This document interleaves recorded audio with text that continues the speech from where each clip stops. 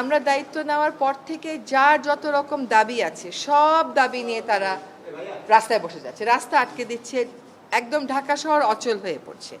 সেই অচল অবস্থা নিরসনে আমরা কিছু করতে পারছি কিনা, তো এইগুলো আলোচনা করে যেটা আমরা চিন্তা করলাম যে আমাদের এই দায়িত্বটা কিন্তু জাতীয় দায়িত্ব, এবং আমরা তো আগে থেকেই বলছি যে আমরা ক্ষমতা নেইনি, দায়িত্বে আছি।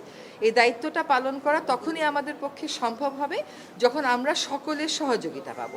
প্রত্যাশার বিষয়টা এক, আর দায়িত্বটা আসলে পালন করতে পারার বিষয়টা এক। প্রত্যাশা অনেকই থাকতে পারে, কিন্তু আমার তো একটা এনাবলিং এনভায়রনমেন্ট থাকতে হবে এই প্রত্যাশাটা পূরণ করার জন্য। তো আমরা চিন্তা করেছি যে আসলে আমরা পারছি কিনা, এই যে প্রতিবন্ধকতাগুলো হচ্ছে আমাদের এই বড় দাগের 3টা দায়িত্ব পালন করার জন্য, এই প্রতিবন্ধকতাগুলোকে আমরা কিভাবে মোকাবেলা করব, আদৌ মোকাবেলা করতে পারবো কিনা, যদি মোকাবেলা করতে পারি কিভাবে করব, যদি মোকাবেলা করতে না পারি তাহলে আমাদের কি করণীয় হবে, আমরা সকলে মিলে এটা চিন্তা করছি।